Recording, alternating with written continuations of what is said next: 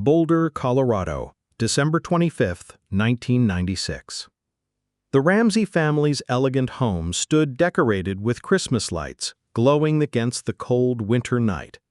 Inside, the family, John Ramsey, his wife Patsy, their 6-year-old daughter JonBenet, and their 9-year-old son Burke, had just celebrated Christmas in what seemed like the perfect suburban holiday. Gifts were unwrapped, pictures were taken, and the children had played before bedtime. By all outward appearances, it was an ordinary, joyous Christmas evening. But by the next morning, December 26th, it would become one of the most infamous crime scenes in American history.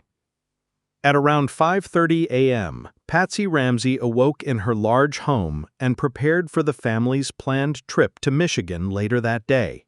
She walked down the grand staircase and noticed a piece of paper at the bottom step. Picking it up, she realized it was a handwritten note, 3 pages long. As she read the opening words, her heart must have frozen in terror. "Mr. Ramsey, listen carefully.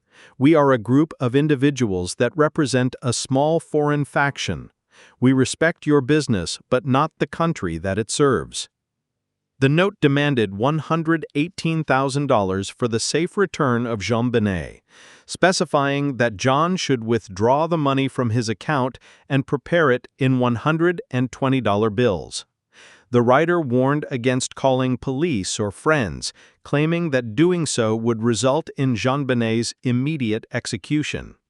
The amount demanded was oddly specific, almost exactly matching John Ramsey's annual bonus that year, something only close associates would likely know. Patsy screamed and ran upstairs, checking JonBenet's room. Her bed was empty. Her 6-year-old daughter was gone. In a panic, she woke her husband John and her son Burke, who was still asleep. By 5:52 a.m., Patsy dialed 911. Her frantic voice filled the emergency call. "Please hurry, we have a kidnapping. My daughter is missing." Within minutes, Boulder police arrived at the Ramsey home. Instead of treating the house as a sealed crime scene, however, officers allowed friends and family to enter freely. Well-meaning neighbors and church members showed up to comfort the family, moving around the house, cleaning surfaces, and potentially contaminating vital evidence. The ransom note was handled and passed around. The kitchen counters were wiped down. Even the victim's bedroom was not secured. As morning turned to afternoon, investigators waited for the promised phone call from the supposed kidnappers. The ransom note had demanded that John wait for their instructions, but no call ever came. Police officers remained inside the house, watching the family and searching for clues, but without a clear plan. At around 1 p.m., an officer suggested that John Ramsey search the house from top to bottom, looking for anything unusual. John, accompanied by a family friend, descended into the basement. There, behind a closed door in a small utility room, he made a horrific discovery. On the floor, wrapped in a white blanket, lay the body of JonBenet Ramsey. Her small frame was still, her mouth covered with duct tape, and a garrote, a homemade ligature fashioned from a cord and a broken paintbrush handle, was around her neck. John cried out in anguish, scooping up his daughter's lifeless body and carrying her upstairs, placing her on the living room floor. In doing so, he unintentionally disturbed one of the most important crime scenes in American history. The police were now faced with a situation that was no longer a kidnapping. It was a homicide. The discovery shocked the community. Boulder was a quiet, affluent town, far removed from the violent crime that plagued other parts of the country. The Ramsey home itself was large, secure, and located in an upscale neighborhood. How could such a crime occur inside such a setting, with no clear signs of forced entry? The answers did not come quickly. In fact, the investigation into JonBenet's murder would spiral into confusion, controversy, and bitter debate for decades. But that first morning revealed the strange, almost theatrical nature of the crime. A 3-page ransom note that sounded like something out of a crime movie, a ransom amount that was suspiciously personal, and a murdered child found in her own basement, while her family and police had been inside the house the entire day. The Christmas lights still glowed outside the Ramsey house, but inside, the family's world had collapsed. Patsy and John insisted their daughter had been taken and killed by an intruder. Others, however, began to suspect something much closer to home. Before her name became synonymous with one of the most haunting, unsolved murders in America, JonBenet Patricia Ramsey was a child who lived a seemingly privileged but ordinary life in Boulder, Colorado. To understand the tragedy, we must first understand who she was and how her world looked before December 1996. Born on August 6, 1990, in Atlanta, Georgia, JonBenet was the youngest child of John and Patsy Ramsey. Her name itself reflected her family ties, derived from her father's name, JonBenet, creatively blended into JonBenet. She grew up alongside her older brother, Burke, in a household where appearances mattered, and success was woven into the family's identity. Her father, John Ramsey, was a successful businessman, the president of Access Graphics, a computer services company that had achieved great financial success. By the mid-1990s, John was a millionaire, with a reputation for being ambitious and meticulous. He had been married before, and from that first marriage he had other children, one of whom, Beth, tragically died in a car accident in 1992. Her mother, Patsy Ramsey, was a former beauty queen, having won the title of Miss West Virginia in 1977. Elegant, charming, and deeply invested in her family's social standing, Patsy poured her energy into raising her daughter with the same kind of poise and presentation that had defined her own youth. It was Patsy who introduced JonBenet to the world of children's beauty pageants, a decision that would become central to how the public perceived the case. By all accounts, JonBenet was a lively, outgoing, and affectionate child. Friends and family described her as curious, playful, and full of charm. She loved music, dressing up, and playing with her brother. Yet much of her short life became entwined with pageantry. Starting at a very young age, she participated in local beauty contests, where her bright smile, golden blonde curls, and confident stage presence quickly made her a standout competitor. JonBenet competed in pageants such as Little Miss Colorado and America's Royale, which she won several crowns and trophies. Videos from these events, often replayed endlessly on television after her death, showed her in elaborate costumes, cowgirl outfits, sequined dresses, and makeup that made her appear far older than 6. For her mother, this was a way of celebrating her daughter's beauty and talent. For critics, it became an uncomfortable image of a child pushed into a world of glitz and pressure. Her childhood was not entirely consumed by pageants. In Boulder, she attended kindergarten, played with friends in the neighborhood, and enjoyed Christmas traditions with her family. She loved animals and dreamed of one day being a star, according to those closest to her. She was known as a bright presence, a little girl with laughter that filled the Ramsey household. Yet behind the walls of their grand home, the Ramseys were also a family shaped by ambition, expectations, and appearances. Patsy, though devoted, was described as demanding and perfectionist, with high standards for her daughter. John, busy with his business empire, was a provider but less emotionally available. Burke, the older brother, often played in his own world, fascinated by computers and gadgets. To outsiders, the family looked polished, an ideal portrait of American success.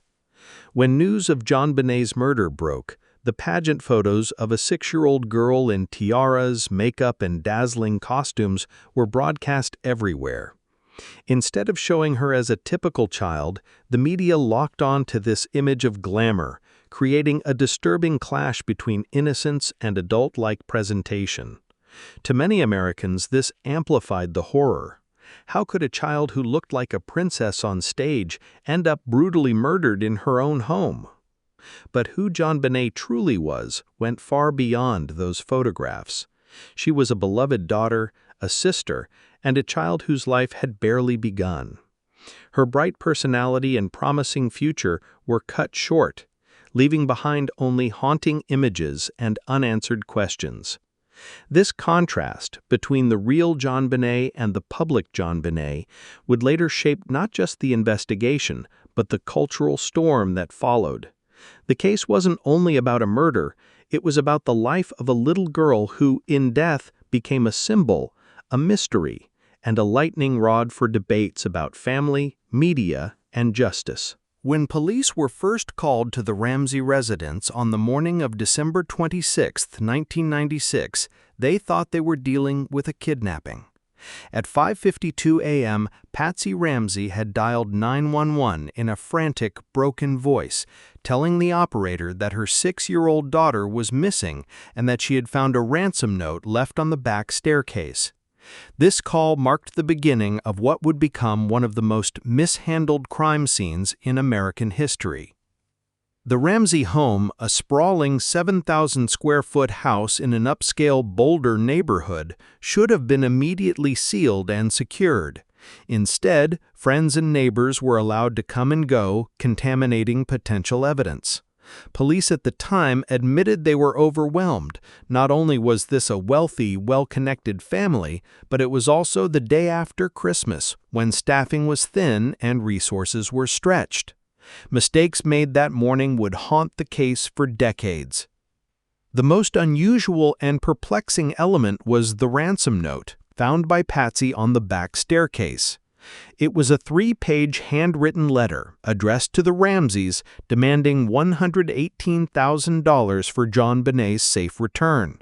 The amount was odd, almost exactly the same as John Ramsey's annual bonus from Access Graphics. The note was written in strange theatrical language, referencing a small foreign faction and warning the family not to contact police or JonBenet would be killed. Unlike most ransom notes, this one was excessively long. At 385 words, it was more like a dramatic manifesto than a quick demand. Handwriting experts would later analyze it endlessly, with conflicting opinions on whether Patsy Ramsey herself may have written it. The style was inconsistent, switching between casual and formal, with odd phrases like "don't try to grow a brain" and "the two gentlemen watching over your daughter do not particularly like you." It read less like the work of hardened kidnappers and more like someone trying to sound like one. Adding to the confusion was where and how it was written. Investigators later determined that the paper had been torn from a legal pad inside the Ramsey house. A Sharpie pen, also from the home, had been used to write the note. This suggested that the note had been drafted there, after the supposed intruder had entered, something that made little sense if the goal was to quickly abduct a child. Why would a kidnapper risk staying in the house long enough to compose a lengthy note? Meanwhile, the house itself showed no clear signs of forced entry. Some windows were unlocked, and a broken basement window was noted, but it was never conclusively proven whether it had been used that night. There were no muddy footprints in the snow around the house, raising questions about whether anyone from outside had even approached the residence. Despite the chilling content of the ransom note, John Ramsey began making calls early that morning to friends, pastors, and even his pilot, arranging for a plane to be ready. Police were surprised by his calmness and the social gathering that soon filled the home, with friends arriving to support the family but unknowingly trampling the crime scene. By midday, Detective Linda Arndt, one of the few officers on scene, suggested that John search the house again to look for anything unusual. At 1:05 p.m., John, along with a family friend, discovered JonBenet's body in the basement, in a little room known as the wine cellar. She was covered with a white blanket. Her mouth had been duct-taped, her wrists loosely bound with cord, and a garrote, constructed from a paintbrush handle and cord, was around her neck. The discovery shattered the theory of a kidnapping. There had been no attempt to remove JonBenet from the home. Instead, her body had been there all along, hidden within the house. The ransom note suddenly looked not just bizarre, but meaningless. If JonBenet was never taken, what was the purpose of writing such an elaborate letter? From that moment, the case shifted. What had begun as a supposed kidnapping now appeared to be a staged crime. The ransom note, the peculiar amount of money demanded, the fact that it was written inside the house, all of it pointed investigators in a new, unsettling direction. Was this the work of an intruder who panicked and tried to cover his tracks, or was it something far closer to home, a cover-up within the family itself? The crime scene, already compromised, was now beyond repair. Friends and family had walked through rooms, moved items, and even cleaned surfaces.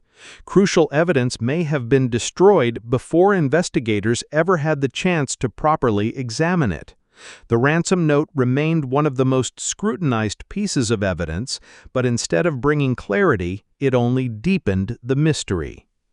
In the eyes of the public and the media, the ransom note became almost symbolic, a bizarre, theatrical clue that seemed to mock the very idea of truth.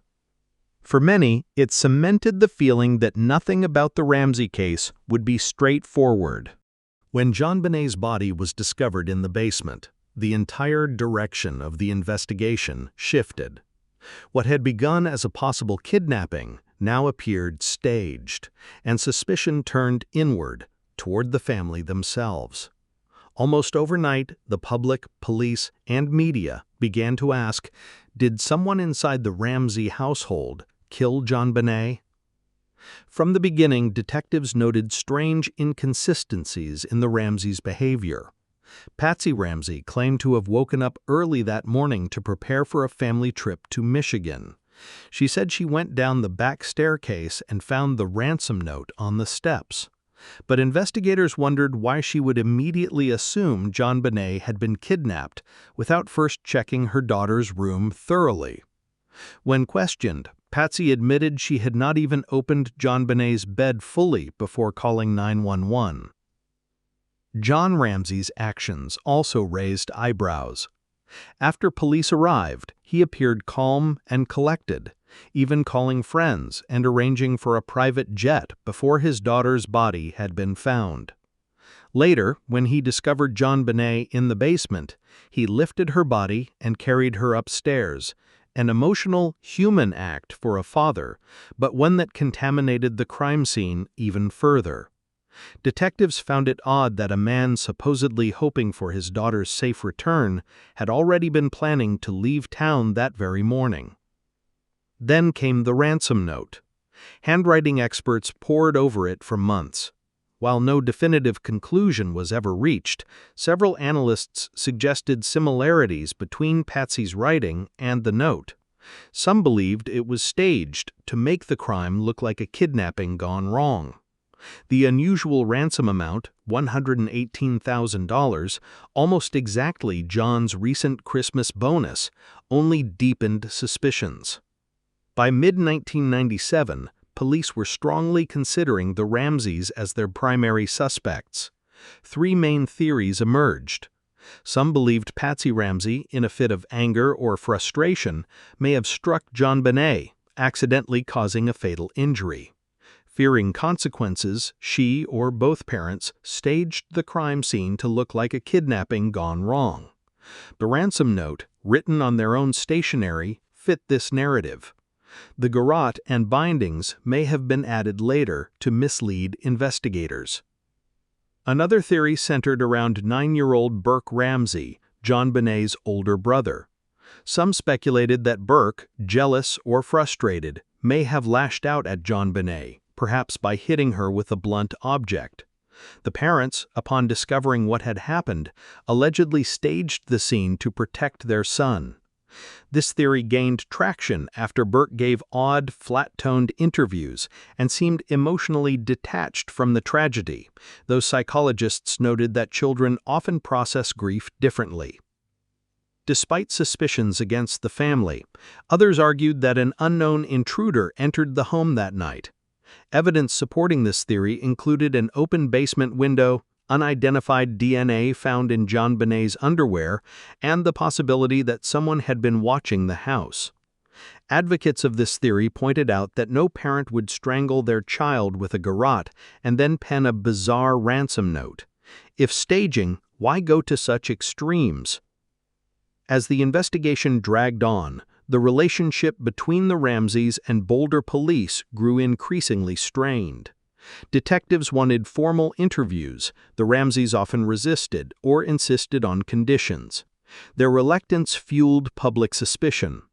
Why wouldn't grieving parents do everything possible to help catch the killer? The Ramseys countered that they felt targeted by police from day one and were unwilling to subject themselves to what they believed was a biased interrogation. Meanwhile, the media frenzy exploded.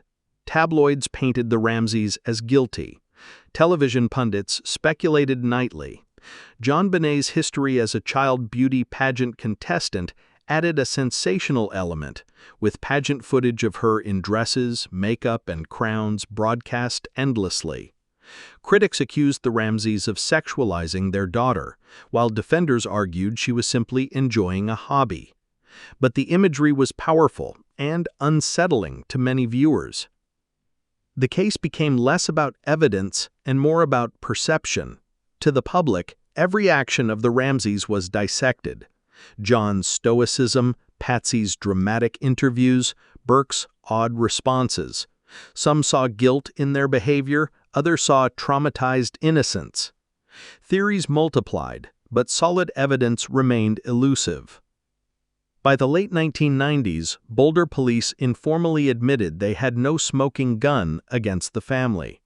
DNA evidence complicated matters. Small samples from JonBenet's underwear and long johns did not match anyone in the Ramsey household. While the DNA was tiny and possibly degraded, it was enough to raise reasonable doubt about direct family involvement.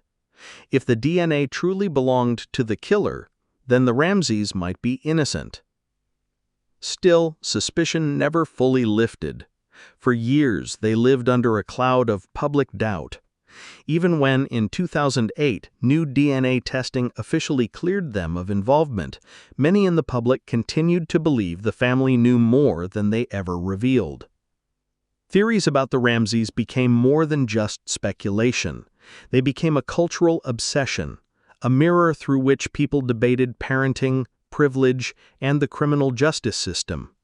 Did wealth and influence shield the Ramseys from harsher investigation, or were they simply innocent victims of a bungled police case and relentless media persecution? What remains undeniable is that the family's unusual behavior, combined with the bizarre ransom note, kept suspicion alive for decades. Whether guilty or innocent, the Ramseys became entwined in the case as much as JonBenet herself. And in the absence of definitive answers, the tragedy only grew larger, taking on a mythic quality in American crime history. While suspicion heavily targeted the Ramseys in the years after JonBenet's death, there has always been another school of thought, one that insists the truth lies outside the family.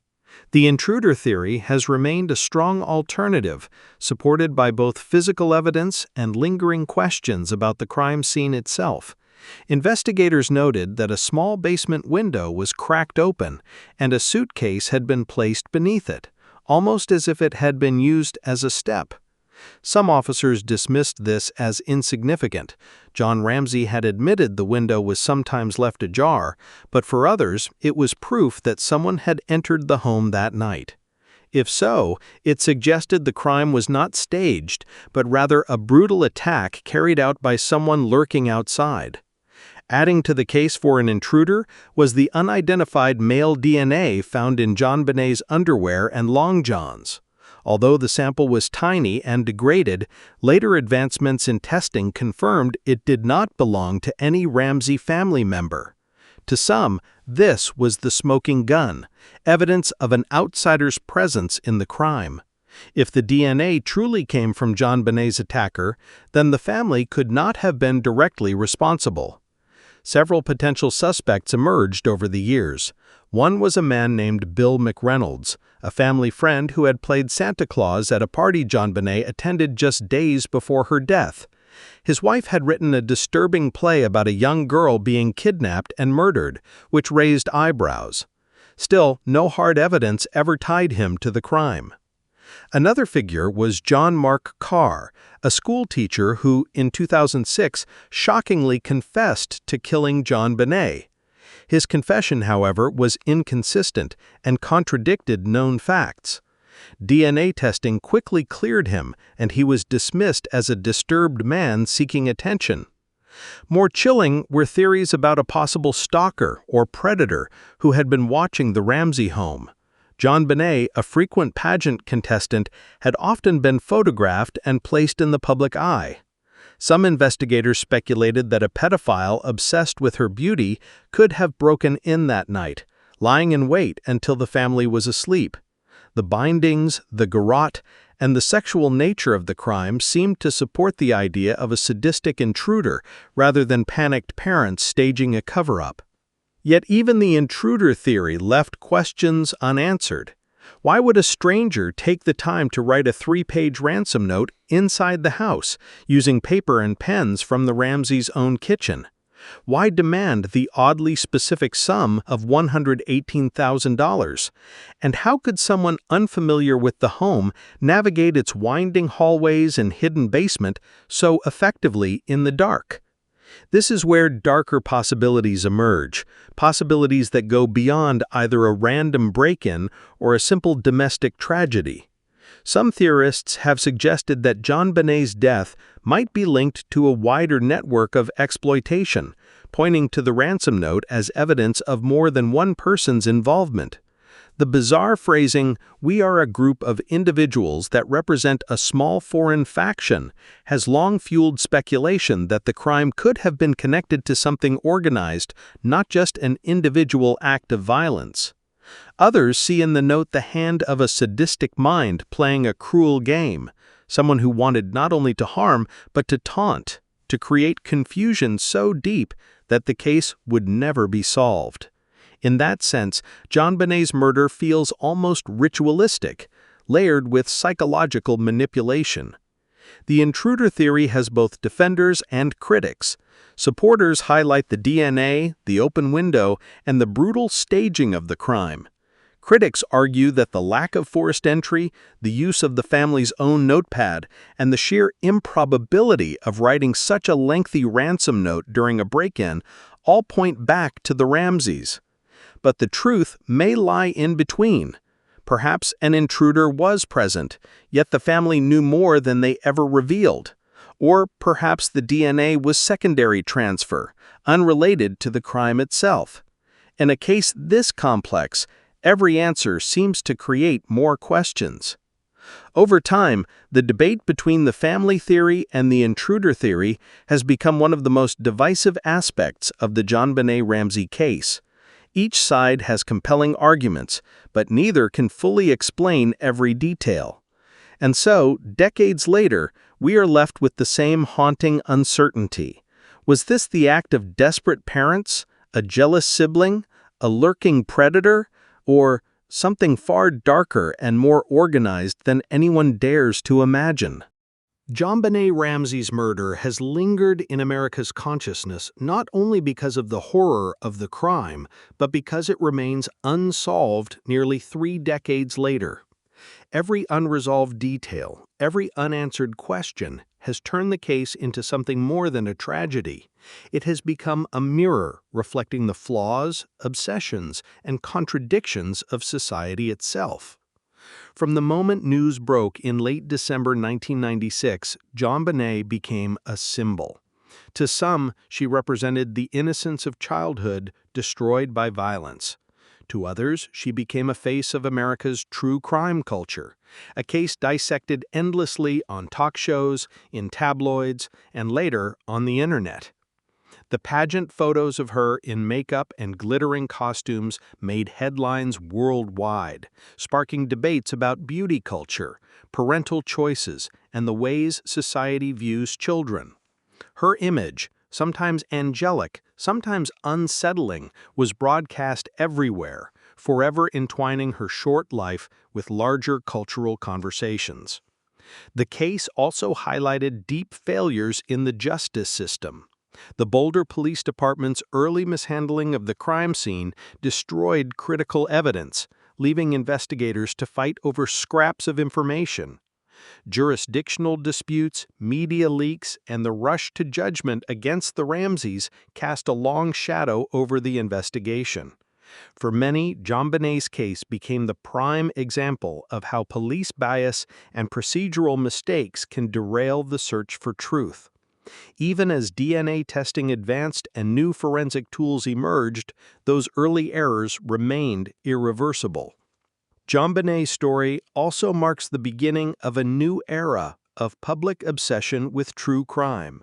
Long before podcasts and streaming documentaries, this case was dissected on early internet forums where amateur detectives traded theories late into the night. Thousands of people, strangers who never met the Ramseys, felt personally invested in solving the crime. That digital obsession has only grown over time, with every documentary, every newly released document, and every televised special reigniting debates over who killed JonBenet. In many ways, she was the first internet-era victim, her case becoming a blueprint for how true crime would dominate media in the decades that followed. And yet, beneath the noise, there is still the quiet grief of a family who lost a daughter. For John and Patsy Ramsey, the accusations and suspicion were as devastating as the crime itself. Patsy died of cancer in 2006, still insisting on her innocence. John Ramsey has continued to speak publicly, advocating for renewed testing of evidence and hoping, even now, that one day the truth will emerge. Burke Ramsey, JonBenet's older brother, has lived most of his life under suspicion, fighting to rebuild an identity separate from the shadow of the crime. The legacy of this case is not just in headlines, but in the scars it left on those who loved her. The unanswered questions are what make this case endure. Was it a family tragedy covered up in desperation? Was it the work of a sadistic intruder who slipped away unnoticed? Or was it something even darker, an intersection of exploitation, obsession, and institutional failure? The lack of resolution leaves space for every theory, every documentary, every whispered speculation to take root. Today, JonBenet Ramsey is remembered in multiple, often conflicting ways. She is the little girl in the sparkling crown, frozen in time as the face of child beauty pageants. She is the subject of books, TV specials, and endless debate, her name synonymous with mystery. But she is also simply a child, whose life ended far too soon, and whose killer still walks free. The legacy of her case is a warning about the dangers of media frenzy, the damage of investigative mistakes, and the human cost of a justice system that sometimes seeks answers in the wrong places. For JonBenet, the truth has not yet come, and until it does, her story will remain suspended between fact and speculation, innocence and suspicion, tragedy and spectacle. Her case is no longer just about finding a killer. It has become about the enduring need for closure, for justice, and for answers that may never come.